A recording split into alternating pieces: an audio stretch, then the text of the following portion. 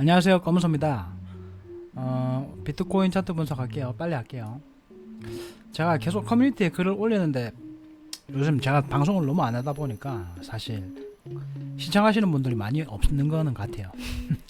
어찌됐건 제가 요곳에서 이제 매매를 했을 때 27,500 수준까지 가서 조정이 올 거다 라는 말씀을 드렸었고, 그 전에 물론 요런 조정이 나왔을 때도 저도 이제 반익절을 하고 결국에는 좀 들고 있다가 또 익절을 다 했습니다. 그리고 제가 커뮤니티에 글을 올렸는데 요곳에서 자, 4시간 봉으로 볼게요. 지금 비트코인 올라가면서 이곳에서 하락 다이버가 만들어졌죠. 그래서 제가 어저께도 이렇게 계속 고점에서 이렇게 딱 찍었을 때는 못 잡고 사실 잡기가 힘들고 요런 데서 잡았단 말이에요, 숏을. 근데 이렇게 내려왔다가 또 본절이 나고 또 요 잡았는데 또 내려왔다가 본절이 나고 이런 상황이라서 결국에는 숏을 못 잡았다. 근데 결과적으로 제가 아까 커뮤니티에 글을 올렸는데 지금 상황이 저는 여기에서 이렇게 웨지가 보인다. 그래서 이런 세기 형태로 왔을 때 이런 세기 형태의 모양이 나왔을 때 그냥 대충 제가 그냥 보는 거예요. 그러면은 이게 5파였구나. 자, 이게 결과적으로 뭐 이게 ABCDE 조정이 됐던 혹은 뭐 임펄스가 됐던 사실 이런 규칙들은 접어두고요. 왜 접냐면은 이게 정확하지가 않습니다. 근데 대충 이제 파동이 5개로 올라왔다, 그냥 이 정도만 우리가 확인을 하는 거지. 그래서 뭐 임펄스 규칙 있잖아요. 2파는 1파를 침범해서 안 되고 뭐 이런 것들 사실은 이렇게 항상 나오는 파동에서 고지 곧대로 믿을 필요는 없다. 어쨌든 제 생각은 그렇고, 그래서 지금 보면 이렇게 보인다. 그래서 제가 아까 이렇게 떨어졌을 때 게시글을 올렸죠. 그래서 한 번 더 올라가면 요 구간쯤에서는 제가 봤을 때는 조정이 나올 것 같다. 그러면 결과적으로 무슨 얘기냐면 이 전체 파동에 대한 이렇게 하나 나온 파동에 대한 조정이 나올 거다. 그래서 제가 계속 26,100 수준을 말씀드렸었는데 그게 무조건 또 100%는 아닙니다. 그죠? 그런데 이런 구간에서는 롱을 노리기보다는 숏에 좀 더 가까운 모습이 나오지 않을까. 왜냐하면 거래량이 계속 줄고 있죠. 거래량은 주는데 캔들이 계속 상승하는 모습을 보여주기 때문에 결과적으로는 여기에 고점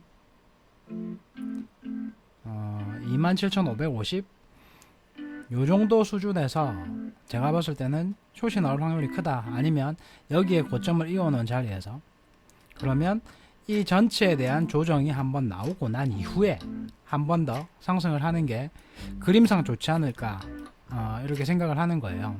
그래서 이렇게 보면 이렇게 피보나치를 찍었을 때 여기까지 올라간다고 가정을 해봅시다. 그죠?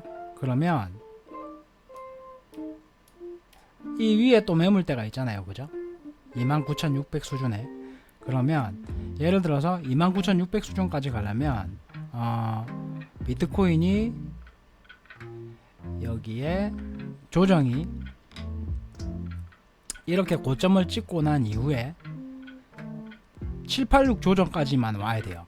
그죠? 그래야지 여기까지 올라갈 수 있다. 이게 근데 좀 말이 안 되는데, 이게 A파라 가정을 하고 그 다음에 전 한 이 정도로 봅니다. 최소 618 정도는 빠져야 그 다음에 여기까지는 갈 수 있는 그림이 나오지 않을까. 그래서 지난번에 제가 고점을 말씀을 드렸죠. 28,800 수준, 그죠? 28,600에서 900 수준까지 보고 있다라고 말씀드렸는데, 그거를 보는 이유는 또 따로 있어요. 그래서 618 수준까지의 여기서 고점을 찍고 618 수준까지의 조정이 온 이후에 29,200 한 요정도 수준까지가 파동의 마무리가 나오지 않을까. 그러면 이렇게 나오고 나서 혹은 더 연장이 될 수도 있겠죠. 그런데 이 구간을 크게 이탈하지는 않을 것 같다. 그러면 크게 봤을 때는 지난번에 말씀드린 대로 이런 식의 헤드앤숄더가 나온 이후에 빠질 가능성이 있다고 저는 보는 거예요. 아시겠죠? 그리고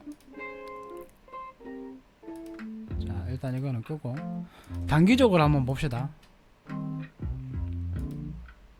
지금 혹시나 이렇게 올라가는 타점을 지금은 사실은 올라가는 타점을 굳이 볼 필요는 없어요.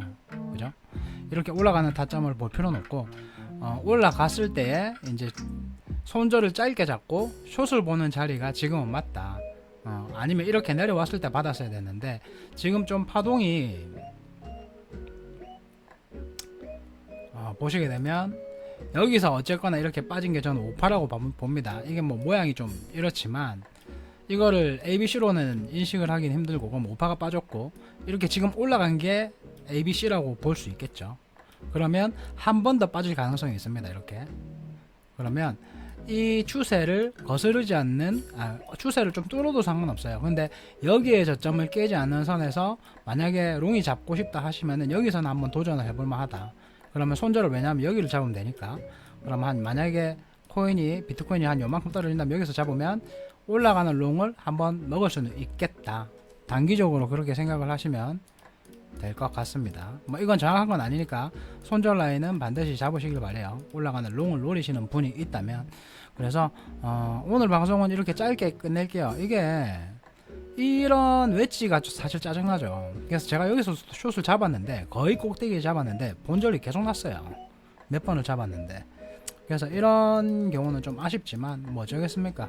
뭐 결과적으로 지금 이런 형태의 모습을 보이기 때문에 우리는 그 다음 고점을 그래도 4시간봉으로 봤을 때 조금 노려볼 수 있겠다. 그래서 올라가는 파동이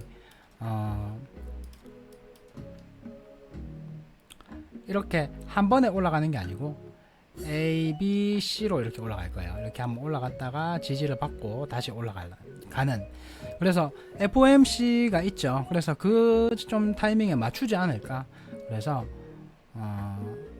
이렇게 RSI가 여기서 이렇게 좀 상승을 해줄 겁니다. 캔들이 올라가면, 그죠? 고점을 가면. 근데 이게 두 가지의 경우가 있어요. 제가 말씀드렸듯이 여기서 세게 돌파를 하는 경우가 생긴다. 세게 돌파를 하는 경우가 생기면 여기 있는 RSI를 이렇게 부시고 올라갈 겁니다.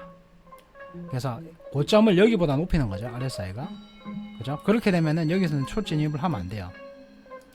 그죠? 그래서 수렴의 끝에서 숏 진입을 하는 거는 당연히 좋은 관점이긴 한데, 반드시 손절을 짧게 잡아야 한다는 것을 염두를 해 두시라. 아시겠죠? 이렇게 수렴이 끝나고 일반적으로 이게 외치면 떨어지는 게 맞는데 이 이후에 크게 올리는 경우도 있어요. 그래서 절대로 손절을 짧게 잡고 매매를 하시기를 권장드립니다. 그러면 다음 방송에서 또 찾아뵙도록 하겠습니다. 방송 짧게 할게요. 좋은 하루 되시고 구독과 좋아요 좀 부탁드리겠습니다. 이상입니다.